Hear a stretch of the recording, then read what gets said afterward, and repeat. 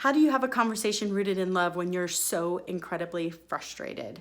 So I was on the phone today with QuickBooks. I have a subscription service for them for my business, and somehow, some way, I got a duplicate account.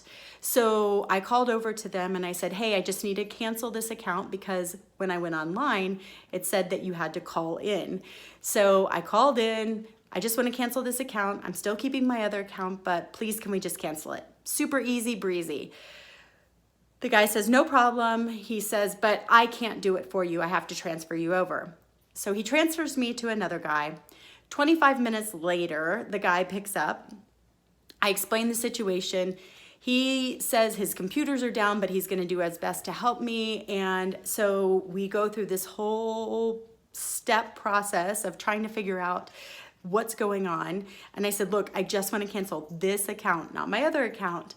And he says, "Okay, no problem." And as soon as he gets in, we have to do this glance thing on my computer. As soon as he gets into my computer, he says, "Oh, well, wait, this is for payroll service. We're for payroll.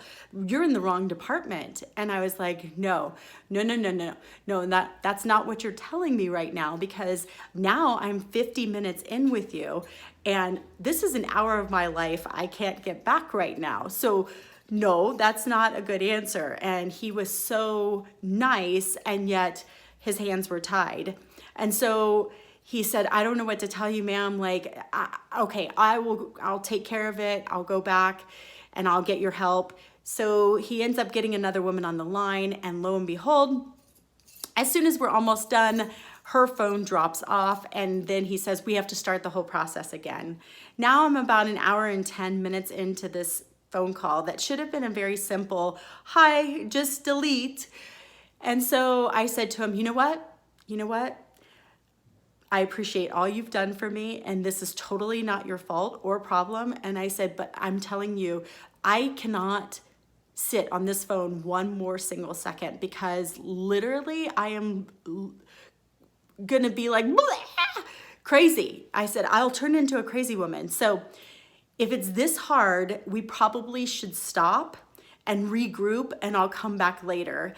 And he's laughing and he's like, "Are you serious?" And I said, "Yes, I'm very serious, because what I know for sure is when it's this hard, it's not the right timing." And so I said, "I really appreciate what you've done." And I said, "I'm totally not mad at you." And I said, "This is completely out of your hands, and you've done everything you could to support me. And at the same time, I'm done. Stick me with a fork. I'm done." So he said, "Okay." And I said, "I'll call back later." So I regrouped, had a little conversation with myself of this is just QuickBooks. It's no big deal. Don't get so frustrated and angry. And yet there was real reason to be frustrated and angry in the moment, because it was a freaking hour and 10 minutes of my life for nothing, for real. So I call back later. About 2 hours later, after I've calmed down, I talked to a beautiful woman, and she's like, I told her the situation. I said, "Can you just press delete?" And she said, "No problem.